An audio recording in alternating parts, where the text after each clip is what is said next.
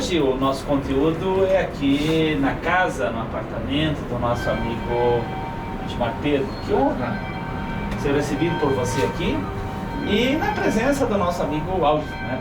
A conversa vai ser sobre economia, sobre desenvolvimento, sobre respeito ao meio ambiente, né? Sobre o Brasil que queremos. Perfeito, bem-vindo Israel, bem-vindo Aura, à nossa casa, é um prazer recebê-los. Essa conversa aí em tom informal, não é? Mas importante, porque o tema de carbono zero, energias renováveis é muito importante para o Brasil. Isso não quer dizer que nós não possamos explorar as nossas riquezas minerais e energéticas para criar emprego e renda. Perfeito, né? Diga aí, Pois é, eu acho que há todo um movimento em escala planetária buscar alternativas energéticas. O petróleo, por mais que ainda tenhamos a previsão de ter por muitos e muitos anos, ele está se tornando um elemento que tem inflacionado as economias, tem poluído, e todo o debate de políticas públicas hoje passa por energias renováveis. Eu visto e acompanhado o debate que o Lula está fazendo, que a equipe está produzindo, e isso é um projeto que vai passar pela Petrobras, inclusive, né? Exatamente. Nós tivemos assim, diesel, né? na última conversa que Sim. fizemos, você fez referência a dois acontecimentos importantes na área da energia. Sim. Pré-sal, que foi uma coisa importante, né? E aqui em Passo Fundo, e todo mundo conhece aqui de Passo Fundo, né? Dá para enxergar daqui, inclusive, exatamente, né? a ABS Bios. A ABS Bios. É. Ela foi um impacto muito positivo, né, para a economia de Passo Fundo, e está sendo, e tem uma boa perspectiva, né? Com certeza. Agora, tu sabes que, por exemplo, falasse do governo Lula, primeiro e segundo governo Lula, né? Foi dada uma importância enorme às energias renováveis, tanto é que a ABS Bios iniciou seu funcionamento naquela época, não é? Mas o Lula foi muito inteligente, ele não deixou de explorar as riquezas, não é, do Brasil, certo? Então ele estimulou a energia de baixo carbono, mas ao mesmo tempo investiu na exploração do pré-sal. Nenhum país do mundo pode se dar ao luxo de jogar fora as suas reservas de petróleo. Por muitos e muitos anos vão ocorrer com as duas. Exatamente, é possível. É possível, né? E nós aqui no Rio Grande do Sul, como nós estávamos conversando anteriormente, nós temos uma área que economicamente é pobre, né? Que é Dom Pedrito. Então, antes de você São falar Leopoldo. desse Sim. ponto específico, que é uma nova matriz de energia, que Estados Unidos, Sim. por exemplo, já está Explora explorando, e desde que 2000. aqui no Brasil a Isso. gente demora um pouco, às vezes, né? Sim. É preciso todo um movimento político, né? Sim. Para que haja essa exploração, haja essa possibilidade de o Brasil ir de Passo Fundo, por exemplo. Eu olho para a cidade de Passo Fundo, nós olhamos para a cidade de Passo Fundo, precisa de obras, né? Precisa de obras de habitação, de infraestrutura, em especial para a locomoção, né? Os acessos Viárias. Viárias. E, bom, se diz que não foi feito por falta de recurso, né? Esses recursos, por sua vez, podem ser gerados, né? Com investimentos como esse que você acha que você tem estudos, dos né? resíduos. Dos resíduos, e das novas energias, né? Como é o caso do nióbio que outros países já fazem. Sim, o nióbio é uma terra rara, né? E hoje se fala que a mineração do futuro é a recuperação das terras raras nos resíduos eletroeletrônicos, né? Onde a Bélgica está bem adiantada em relação aos outros países. E no tratamento e dos resíduos eletrônicos, eles recuperam as terras raras. E o Brasil possui Terras raras? terras raras. O que tá? é isso? As terras raras são minerais específicos utilizados nos artefatos eletroeletrônicos. O nióbio é um deles. O nióbio é um deles, né? E o Brasil possui reservas de terras raras bastante importantes. Minas Gerais, né? Bastante importantes. Na Amazonas, inclusive. Amazonas, Minas Gerais. Se não me engano, as nossas reservas são apenas menores que a Rússia, a China e Estados Unidos. Primeiro, nióbio e xisto, tu poderia diferenciar pra gente? Sim, o xisto é uma rocha betuminosa, não é? E o nióbio é um mineral, é um metal, certo? utilizado nos circuitos eletrônicos, das baterias, não é? É algo muito importante, usado para as baterias. Exatamente. É muito importante e todos os produtos eletroeletrônicos. Vai ajudar a expandir os carros elétricos, a bateria? Também. América do Sul, isso, inclusive, o nióbio, né? A questão do xisto é uma rocha betuminosa, é onde nós podemos extrair um óleo muito parecido com o petróleo e onde nós podemos extrair gás combustível, né? E produzir gasolina e óleo diesel, como acontece na unidade da PetroSix. Gasolina também. Sim. Na unidade da PetroSix em São Mateus do Sul. Mas tem quantidade, enfim, fale um pouquinho mais sobre o que temos hoje. Enfim, nós estávamos conversando aqui primeiro sobre a unidade de São Mateus, no Paraná, São Mateus, do Paraná, da Petrobras, e sobre os estudos que tem apontando aqui no Rio Grande do Sul. Sim, sempre deixando bem claro, né, Israel, da importância das energias verdes, energias renováveis, de baixo carbono. O Passo Fundo está muito adiantado, revolucionou esse setor com a BS Bios e agora também com a produção de etanol, não é? Certo? Vai dar mais do PIB de Passo Fundo vem da BS Bios. Exatamente. Então, e o Rio Grande do Sul, com o polo petroquímico, onde é industrializado o eteno verde, não é? Certo? E não se fabrica, dando a possibilidade de se fabricar plástico verde, certo? Agora, como eu falei, eu acho que um estado como o Rio Grande do Sul, que necessita recuperar algumas regiões que estão bastante atrasadas em relação a outras, como Dom Pedrito, São Gabriel, que é uma região de latifúndio, né? Com poucas oportunidades de emprego e renda. Eu acho que o xisto pode revolucionar e pode ser um fator disruptivo em relação à economia desses municípios, né? Criando emprego, renda e uma nova exploração de energia. E hoje nós temos aí modernas técnicas de tratamento e recuperação de áreas degradadas. Nós não precisamos temer impactos ambientais, porque nós temos tecnologia e vontade para ter uma economia de energética sem afetar o meio ambiente.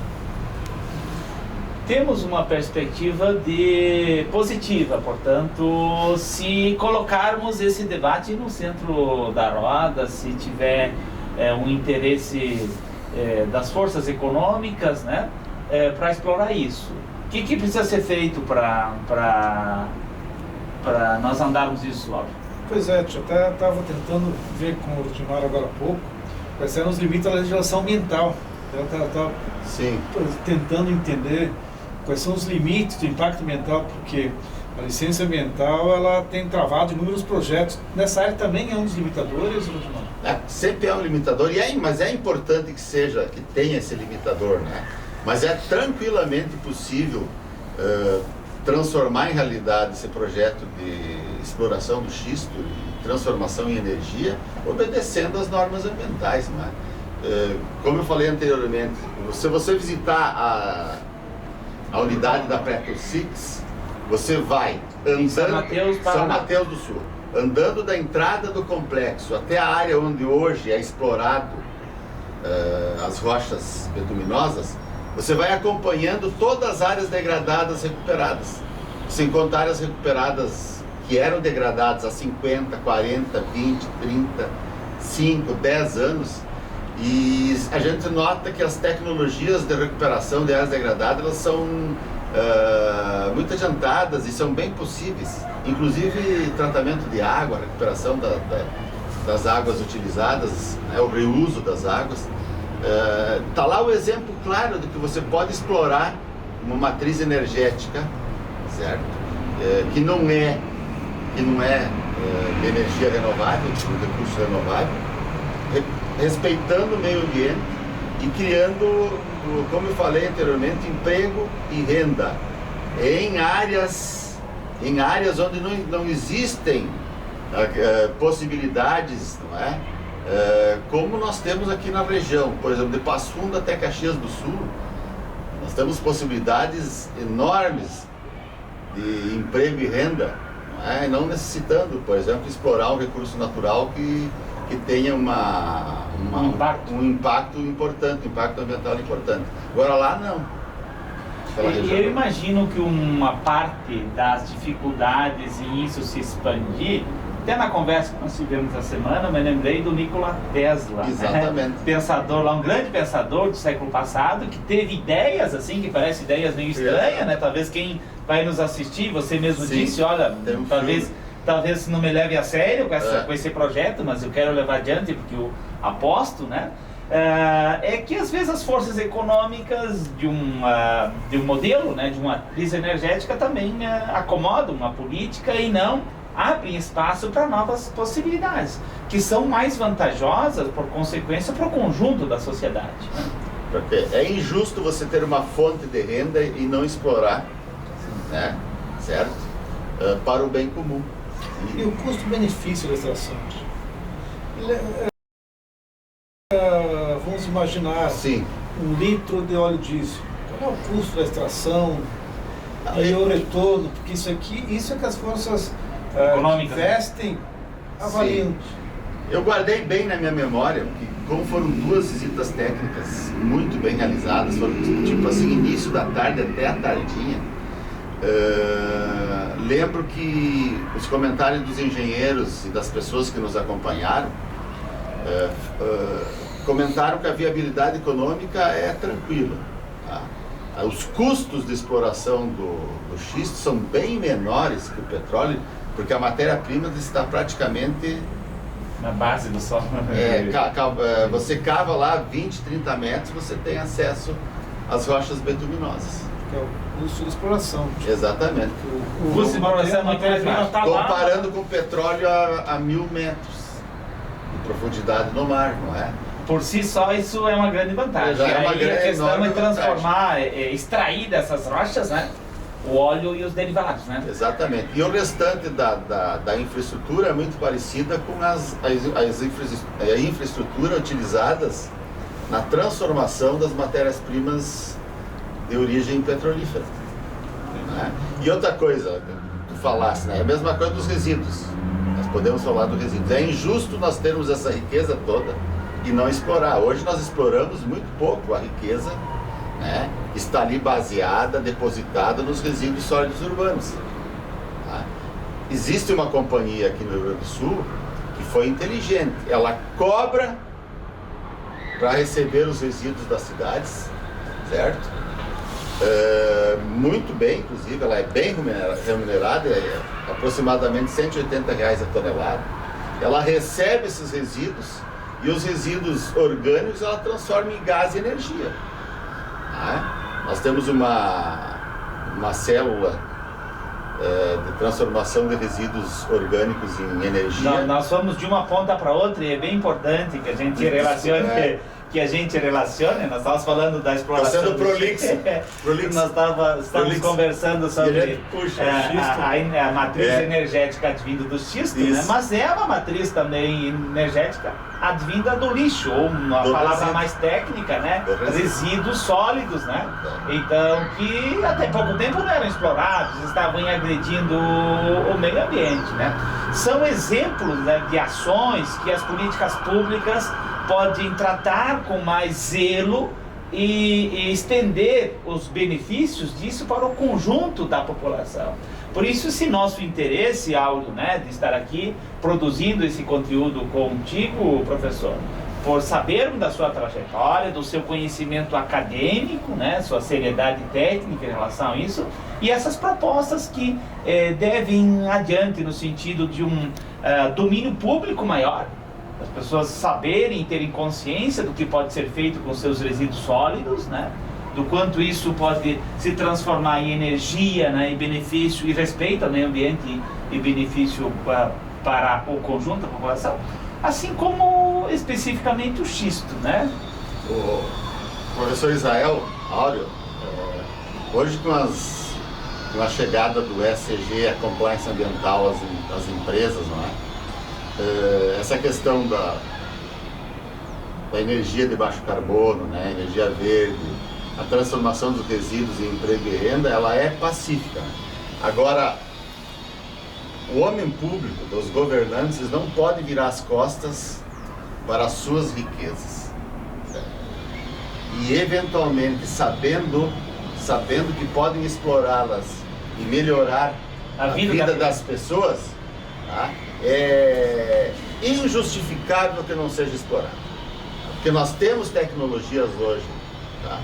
Para ter todo esse setor de energia verde funcionando e explorar as nossas reservas.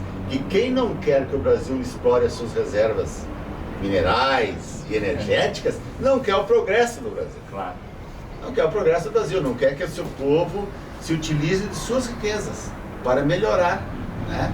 Melhorar a sua vida. A melhor condição econômica, de infraestrutura, de deslocamento, educação. E professores melhores pagos, né? Envolvendo regiões, digamos assim, que tem problemas para isso, né? Que é o caso que estava citando, que é na região da Campanha, que estão as maiores reservas de xisto aqui do sul. Que não me leve a mal, mas é uma verdade. São Gabriel e Dom Pedrito tem problemas sim de desenvolvimento. As pessoas lá precisam de emprego e renda. Certo? E os proprietários dessas terras, onde se localizam as jazidas de xistos, eles também serão beneficiados. Comunicação, né? Essa é a proposta do nosso bate-papo que vai ser disponibilizado no nosso canal Pedagogia do Digital. E nós vamos encerrar essa conversa, né? Vamos levar adiante, né, Áureo, essa proposta, esse projeto. Estamos, como todo eleitor, todo cidadão sabe, esse ano tem eleição. E é um momento onde a gente pode evidenciar essas propostas e fazer com que elas sejam levadas adiante. Uma palavra final aí para nós encerrarmos essa conversa. Minha parte, eu agradeço a visita de vocês, essa oportunidade que eu adoro conversar, né? Eu ficaria uma tarde toda. E as eleições, elas são tão boas que deveriam acontecer todo ano, né? Elas podem dar algum incômodo, não é? Mas nos debates pré-eleitorais, nós temos a oportunidade de debater temas importantes que nós não temos em épocas normais, digamos assim. E as pessoas onde não dão aquela importância de vida. Não é? Nós temos que aproveitar que os nossos políticos, e eu não tenho essa ideia ruim dos políticos, eu acho que a maioria são bem intencionados e querem, todos os partidos, a maioria, na minha opinião, são bem intencionados. Tem uma minoria de mal intencionados. Nós temos que aproveitar esse momento e estimulá-los, certo? A buscar soluções para, no nosso caso, o povo do Rio Grande do Sul. Né? Quando nós temos aí alguns setores bastante adiantados e outros que precisam de soluções mais imediatas. Né? Muito bem. Obrigado, viu? Precisamos de sabedoria e você, além do conhecimento acadêmico, coloca a serviço prático, tem essa disponibilidade. Isso, para mim, é um ideal de sabedoria importante de buscar, não é isso, Lauro? Acho que sim, eu só queria complementar. Eu acho que todo ano tínhamos que ter debates públicos, exatamente, que orientem a construção de conhecimento, que tragam informações sobre alternativas de investimento em todas as áreas, mas essa da energia, no mundo que cada vez mais precisa delas, pelo aumento da população, pelo avanço tecnológico, é fundamental. Falaste bem, a construção do conhecimento, né? Ela acontece com o debate, né? Com o debate, com os problemas que têm que ser resolvidos, olhando para a nossa cidade, a questão da renda, né? Olhando para o nosso país, a questão da renda, né? Da infraestrutura, questões básicas de políticas públicas, como a educação, assistência social e saúde, né? Agradecemos a você que está nos acompanhando, que acompanha mais esse conteúdo da nossa série Comunicação.